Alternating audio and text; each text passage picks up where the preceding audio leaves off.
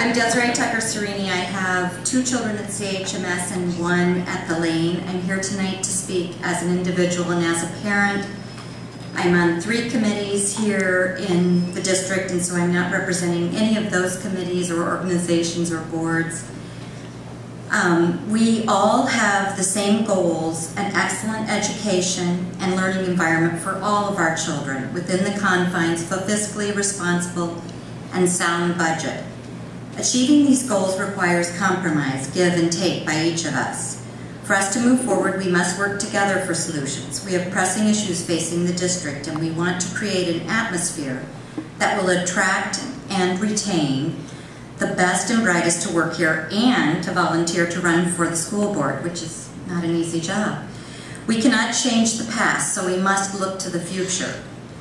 Some critical issues facing our district are teacher negotiations, overcrowding at CHMS, meeting the state educational requirements, creating efficient technology, and hiring of staff in the district office. My comments today will focus on overcrowding at CHMS. In my personal opinion, we must redistrict, but we need to explore all the options for redistricting and look at the long-term effects and budget implications. This is not as simple as some assume. I would like to propose that the district immediately, and it may be too late even for this, to hold an open house at HMS for families from Walker, Prospect, Monroe, and Lane to see the advantages of attending that school in 2008-2009. Then promote open enrollment to HMS for the next school year. HMS, I believe, has smaller class sizes. At HMS, students are competing with fewer students to play basketball, cheerlead, be on newspaper, participate in musicals, etc. Some parents may want an opportunity for their child to be with a new peer group for a variety of reasons.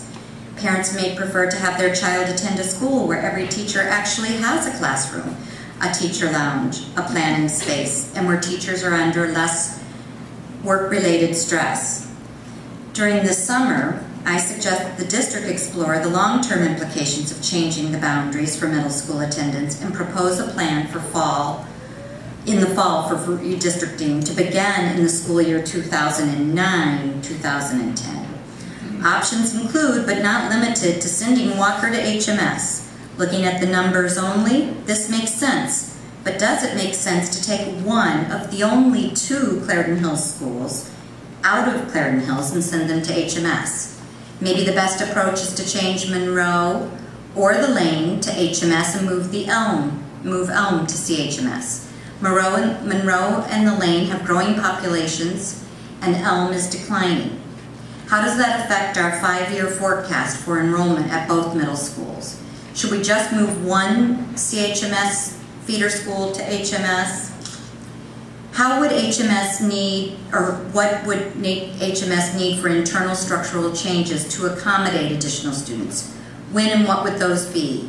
Would HMS eventually need to install portable classrooms? Where and what year would those portables need to be installed? Impact on the budget. How does HMS staff accommodate the additional students? Do some CHMS teachers get assigned to HMS? If we make these proposals for the 2009-10 school year, we would have time to look at the budget implications of these changes and plan for the future. Budget needs of a redistricting plan. I would like to just quickly mention, because I think I'm very close to the end of my time, that I think that we need a broader look at redistricting. For example, I'm not knowledgeable about the lines amongst the other schools, but between the Lane and Monroe, they're arbitrary and illogical and confusing. They should be analyzed to determine what makes sense from an enrollment and a logical standpoint.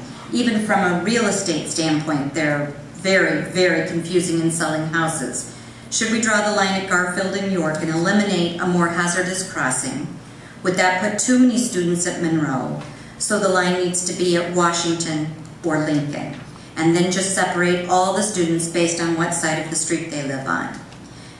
I think we need the right amount of time to look at this so that we come up with a solution that works for the long term, that works for all of the grade schools and the middle schools. In conclusion, I appreciate all the dedication and time and commitment and passion that everyone in this room brings to the discussion. I hope we can work together, and I hope we can remember to celebrate all that is good in this district, and there is so much good to celebrate. Thank you for giving me this opportunity to speak to you.